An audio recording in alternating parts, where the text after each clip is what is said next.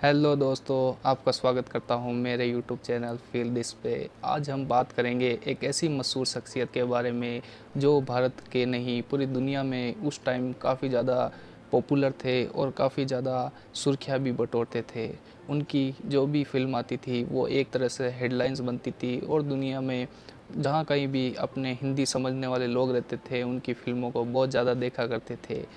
उनका अभिनय ऐसा था कि देखने वाले देखते ही रह जाते थे। वो एकदम हूबहू एक अपने वास्तविक जीवन की छवि बनाते थे अपनी फ़िल्मों के माध्यम से। जी हाँ, मैं आज बात करूँगा दिलीप कुमार जी के बारे में। दिलीप कुमार जी की ज़िंदगी में एक ऐसा दिन आया जब उनके साथ एक ऐसी घटना घटी जिसके बाद वे काफ़ी ज़्यादा साधारण हो गए और साधारण जीवन की तरफ आ गए।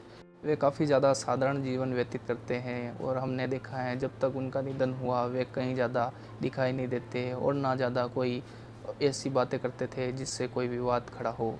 तो उनकी ज़िंदगी में ये एक ऐसी घटना थी जिसके बाद ही उन्होंने अपने आप को साधारण बना के रखा और ज़मीन से जुड़ा हुआ रखा। एक बार की बात है, दिलीप कुमार जी एयरपोर्ट से एक प्लेन पकड़ के कहीं भारत में ही सफ़र कर रहे थे। तो वे जब एयरपोर्ट पे उतरे और जब उन्होंने फ़्लाइट अटेंड की, जब तक उनको काफ़ी लोगों ने काफ़ी बार देखा और उनसे बात करने की कोशिश की, उनसे ऑटोग्राफ लेने की कोशिश की और काफ़ी ज़्यादा उस टाइम दिलीप कुमार जी बहुत प्रसिद्ध थे, इसलिए ये होना आम बात थी। और वो इतने बड़े स्टार थे कि उनके साथ ये छोटी मोटी बातें थी वो इनको ज़्यादा हैवी नहीं लेते थे और अपने ही धुन में रहते थे। जब दिलीप कुमार जी प्लेन में चढ़े और प्लेन की सीट पे जाके बैठे तो उनके लिए एक आगे की सीट थी जो कि पहले से ही थी, जो उस टाइम में काफ़ी कम लोगों को मिलती थी, काफ़ी मशहूर हस्तियों को मिलती थी। जब सफ़र की शुरुआत हुई तो एक सज्जन व्यक्ति दिलीप कुमार जी के पास आके बैठे। वे काफ़ी क्लीन शेप में लग रहे थे और काफ़ी ज़्यादा गोरे भी लग रहे थे। तो दिलीप कुमार जी ने पहले सोचा कि शायद कोई फॉरेनर या विदेशी होगा, तो उनको पहचाना नहीं। फिर भी दिलीप जी ने थोड़ी देर तक इधर उधर देखा, काफ़ी पीछे से भी लोग उनको देख रहे थे और उनके ऑटोग्राफ के लिए खड़े हो रहे थे, लेकिन जो फ़्लाइट की जो रेगुलेशन थी उसके हिसाब से उनको वापस बिठा रहे थे और उनको आगे नहीं आने दे रहे थे। दिलीप कुमार जी उस सज्जन व्यक्ति की तरफ देखते और पीछे देखते तो उनको अजीब लगता कि ये व्यक्ति मेरे को क्यों नहीं पहचान रहा। तो दिलीप कुमार जी ने फिर से सोचा कि शायद कोई विदेशी होगा, इसीलिए ये रिस्पॉन्स नहीं कर रहा। तो थोड़ी देर बाद दिलीप कुमार जी ने उनसे इंग्लिश लहजे में बात की, हेलो हाय किया। तो वे व्यक्ति थोड़ा इंग्लिश में बोले, फिर हिंदी में बात की। तो दिलीप कुमार जी ने सोचा कि हाँ ये हिंदुस्तानी है। तो फिर बाद में दिलीप कुमार जी ने सोचा कि और कुछ बात करें। तो उनकी जो भी बात होती वो थोड़ी देर तक उससे बात करते दिलीप कुमार जी से और फिर बाद में वापस अपने काम में लग जाते। फिर उन्होंने अपने बैग में ब्रीफकेस में पड़ा हुआ अखबार निकाला और थोड़ी देर पढ़ा। फिर थोड़े बहुत डॉक्यूमेंट्स देखे जो उनके पास थे और फिर बाद में वो फिर से अपनी धुन में खो गए और बाहर खिड़की के बाहर थोड़े बहुत नज़ारे लेने लगे। दिलीप कुमार जी ने मन में सोचा कि ये व्यक्ति लगता है कि मेरे को नहीं जानता शायद, इसलिए मेरे को कुछ रिस्पॉन्स नहीं दे रहा। लेकिन दिलीप कुमार जी फिर भी सोचा कि क्यों ना इनसे बात की जाए और कुछ इनके बारे में इन्फॉर्मेशन ली जाए, लेकिन वे व्यक्ति अपने बारे में कुछ ज़्यादा कुछ नहीं बता रहा था और शांत अपनी सीट पे बैठा रहा। तो दिलीप कुमार जी ने सोचा कि कोई बात नहीं, अब ये कोई नॉर्मल टाइप का ही व्यक्ति होगा जो मेरे को नहीं जान पा रहा होगा या शायद फिल्में नहीं देखता।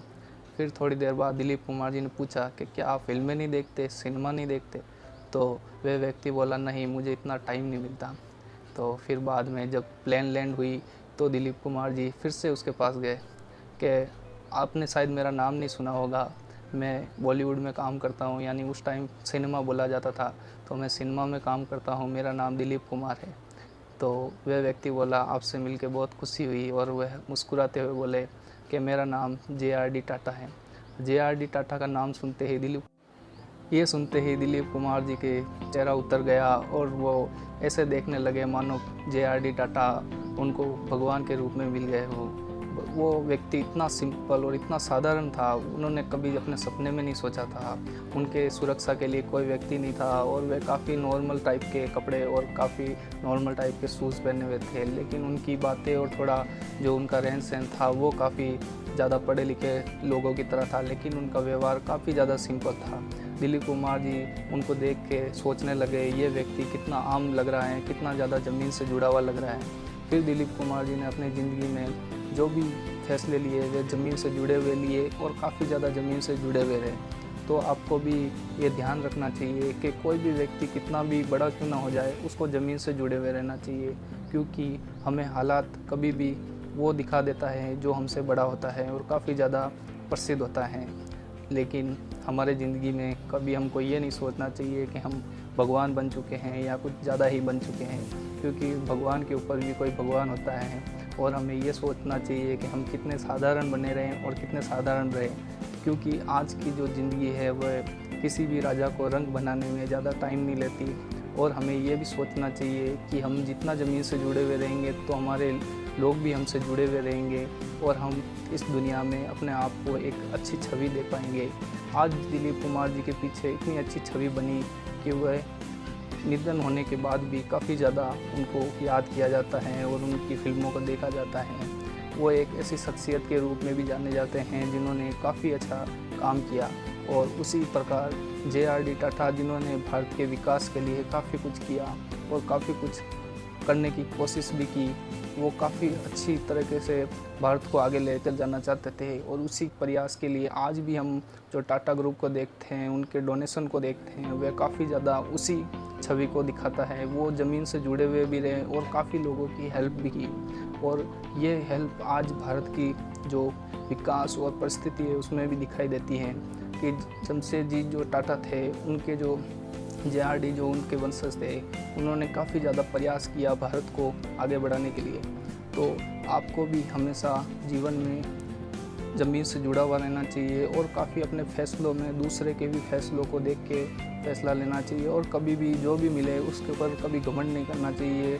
तो अपने आप को ज़मीन से जोड़ के रखना चाहिए। जो भी मिलता है वो हमको किसी अपने कारनामे या मेहनत की वजह से मिलता है, ना कि तो कैसी लगी दिलीप कुमार साहब की ज़िंदगी में घटी हुई ये घटना?